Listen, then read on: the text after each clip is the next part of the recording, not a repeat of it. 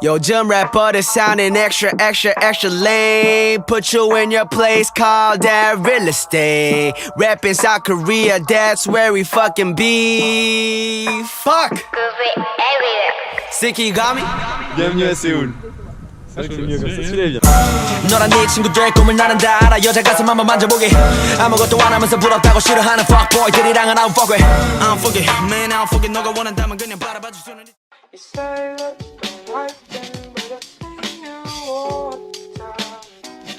Creep shit. You say that don't like them, but I see you all the time. Creep shit. You say that don't like them, but I see you all the time. Creep shit. You say that don't like them, but I see you all the time.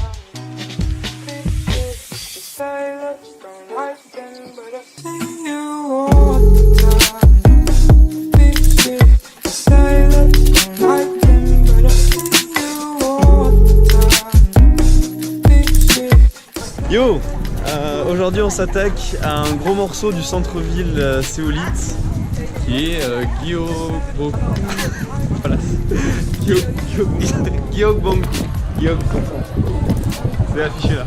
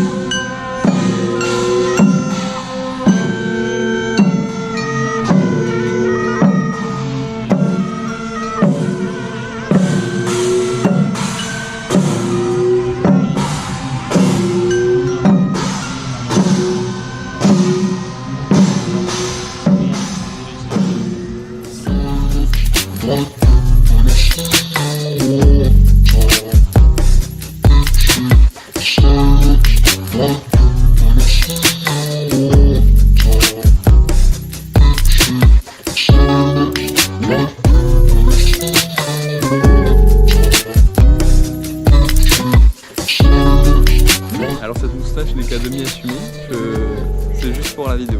Voilà, pour faire le buzz. Exactement.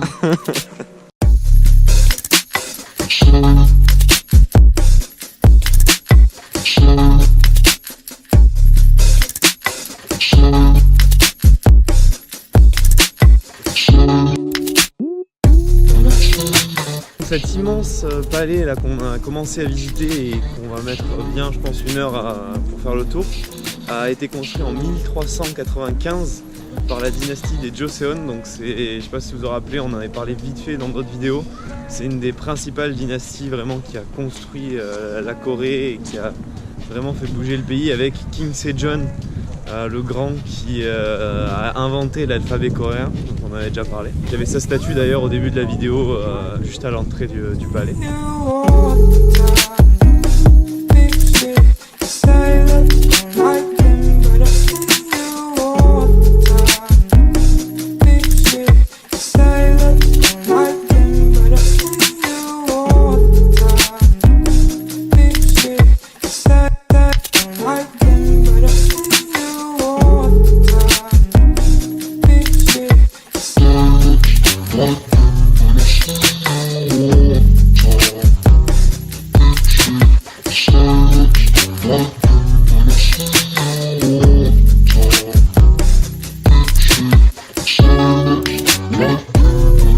Ce soir, ça disparaît, juste pour la vidéo.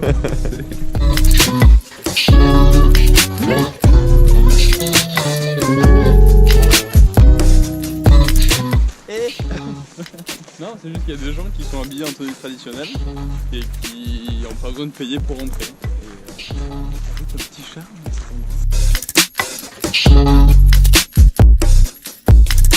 Ce palais est présent en plein milieu du centre-ville, un peu au nord vers les montagnes de Bukhansan. Et d'ici, on peut voir Pour vous situer, la Seoul Tower, normalement on peut la voir ici à la vidéo. Et donc là on vient de rentrer dans le cœur vraiment du palais, puisque c'est la résidence royale, là où habitait le roi, la reine, enfin sur toutes les générations. Et ça jusqu'en 1597, donc ils ont habité ici. 1597, date à laquelle les Japonais ont envahi en fait le palais, ont tué la reine dans son sommeil et ont mis le feu au palais qui a fini donc en cendres et qui est resté en ruine pendant plus de 200 ans. Juste là c'est ce qui était en fait la chambre de la reine à l'époque. C'est là où elle a été assassinée du coup par l'armée japonaise dans son sommeil. Et 200 ans plus tard, en 1800 et quelques, un autre roi a décidé de lancer la restauration du palais, de 500 bâtiments dans le palais, parce que c'est vraiment gigantesque, comme vous voyez peut-être pas dans les images, c'est vraiment très très grand.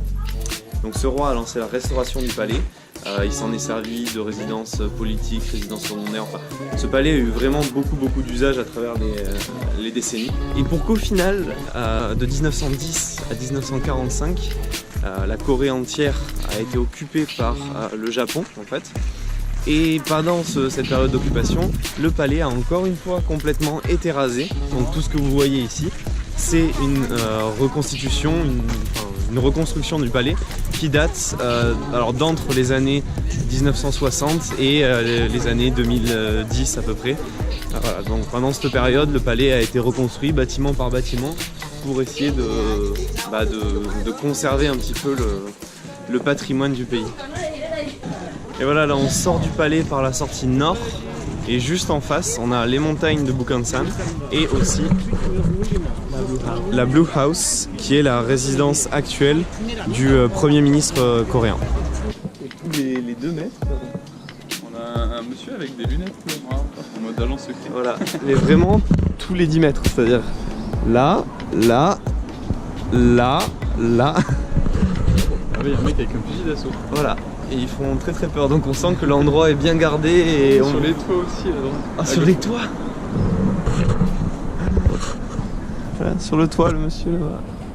Je suis pas sûr mais j'ai l'impression que c'est... À côté il y a une mitrailleuse. Carrément. Ah ouais, c'est une DCA? Non. Fusil sniper. Ouais, fusil sniper. Et on compte pas non plus le nombre de caméras en mètre carré qu'il y a à peu près ici. On sent que quelqu'un d'important vit ici, quoi. Oui, totalement.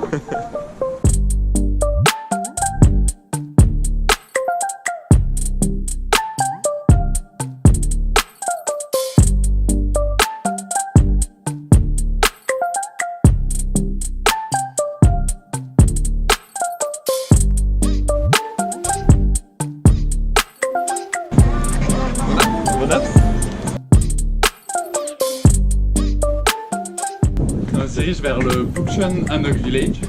Qui est un village un petit peu en fait traditionnel. Juste à côté du palais qu'on vient de visiter. Et en fait qui se situe entre les 2 palais principaux de la ville de Séoul. C'est juste un quartier résidentiel, mais avec des maisons qui sont encore conservées dans la façon traditionnelle coréenne, qu'on appelle des hanok. Donc vous allez voir un peu ce que ça donne.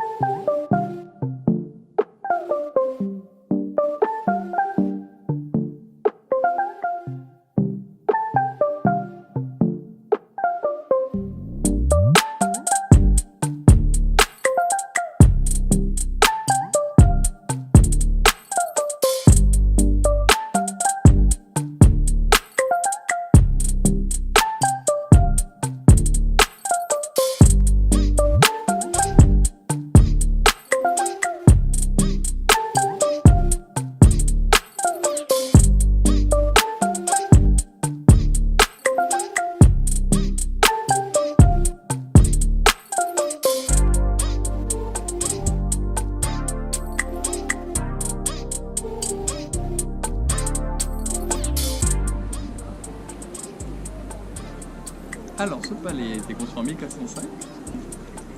Il a servi de résidence principale en 1610. Pourquoi? Parce que l'autre palais principal est brûlé à cause des Japonais. Oui. On l'a dit. Oui, bon, celui-là aussi, mais il a été reconstruit. Ah, voilà. Et après, il a servi de résidence principale. Jusqu'en 1880, où l'autre palais a été reconstruit et donc a resservi de résidence principale. Et celui-là a repris son poste de résidence secondaire. Exactement. Et celui-là a des jardins magnifiques un peu plus derrière le palais. C'était vraiment la résidence de repos. Et ces jardins, on ne les verra pas aujourd'hui. Pourquoi? Je sais pas. Ah si, tu sais, parce qu'on est l'hiver. Ah, je croyais que c'était fermé. Et que c'est moche. Ah non, c'est ouvert, mais c'est moche. Donc on ira peut-être au printemps quand tout sera en fleurs, ce sera très joli, mais pour le moment on va juste faire le palais aujourd'hui. Let's go!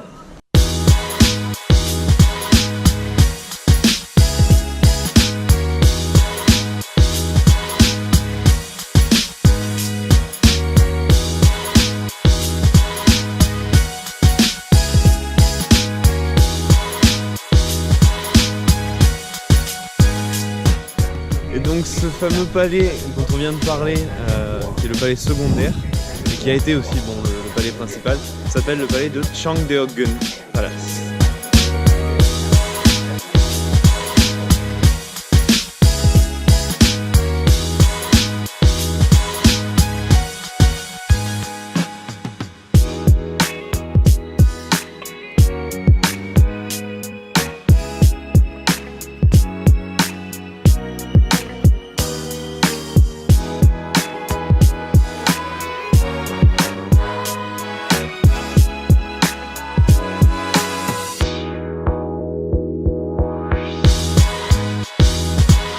Là on est dans une partie du palais qui est un petit peu spéciale, qui n'est pas du tout dans le même style que vous avez pu voir jusqu'à maintenant avec des couleurs flamboyantes, qui étaient les couleurs vraiment royales de l'époque.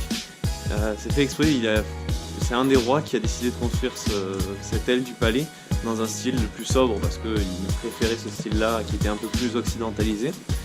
Et en fait l'anecdote c'est que sa femme ne pouvait pas porter d'enfant. Donc il a ordonné la construction de ce bâtiment pour en fait y loger sa maîtresse, sa concubine, qui était destinée à avoir des enfants avec lui pendant que lui restait dans une autre aile du palais avec sa femme. Voilà. La polygamie, tout ça.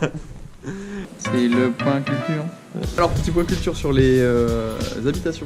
On a traversé le village de Bukchon qui était un village de Hanok, qui sont ces maisons traditionnelles coréennes. Et ici on retrouve le même style architectural dans l'enceinte du palais, avec du coup deux choses essentielles. Donc les hondols où c'est le chauffage au sol, donc on chauffe la maison par-dessous et donc ça chauffe la maison en bois. Et t'as les daechong, donc c'est le fait que les habitations soient vachement aérées, et donc comme ça en été il fait frais et en hiver il fait chaud. Parce que la Corée a des étés très chauds et des hivers très froids. Et d'ailleurs, en été, le fait que justement ces maisons soient bien isolées et gardent la fraîcheur en été, c'est grâce aux panneaux que vous voyez derrière qui sont en fait couverts de feuilles de papier qui filtrent l'humidité, qui isolent aussi, grâce à l'air en fait, qui isole la maison des températures un petit peu chaudes extérieures, qui gardent la maison au frais et qui font quand même en fait circuler l'air vu que le papier est très très fin. Alors, je sais pas si on peut le voir. Voilà, vous voyez que le jour passe à travers, donc le papier est quand même assez fin. Got it. Autre exemple probant donc, de hondol, ici c'est l'âtre du feu, on faisait cramer le bois juste à l'intérieur et on faisait en sorte que la chaleur se propage dans tout un réseau de galeries sous la maison pour faire en fait ce parquet chauffant qu'est le hondol.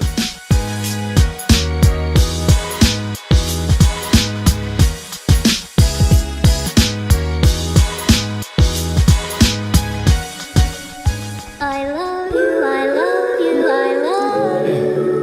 Until I love you, I love you, I love you. Until I find a way. The words I know Yeah. that you Until I find a way. Listen. I know you see it, girl. This ain't sitting real good in my soul.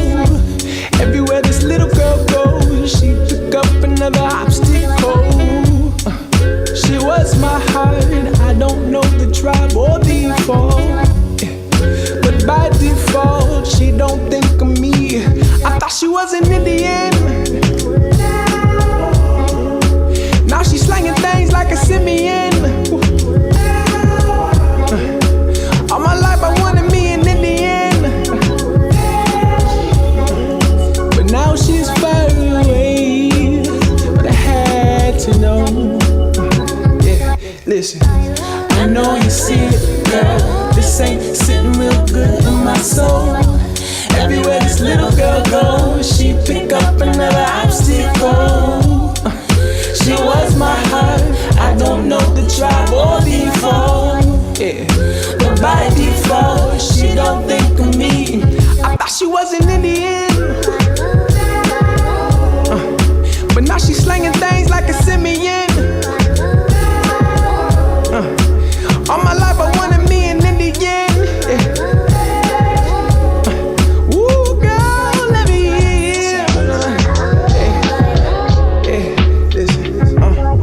In the street with a wedding ring, and she hit the Park City bake. Are you down to cheat? He looked in the eye, chivalry. Is it really dead? He pulled out a tip, pay up, jumping right on him.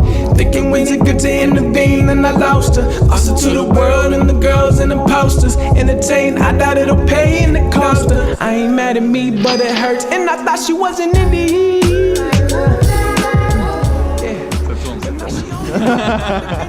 Merci d'avoir suivi cette reprise des Bienvenus à Séoul. Donc là, vu que c'est le dernier semestre et qu'il ne nous reste plus que 4 mois, on va essayer de couvrir tout ce qui reste à voir à l'intérieur de Séoul et aussi de partir un petit peu à l'extérieur. Par exemple, on aimerait bien aller à Jeju Island, mais on va continuer aussi à faire les SeaCaps, c'est les événements qui sont organisés par l'université. Donc si vous avez des commentaires, ça se passe en dessous de la vidéo. Comme d'habitude, et on se retrouve à très vite pour une prochaine vidéo. Ciao. Salut.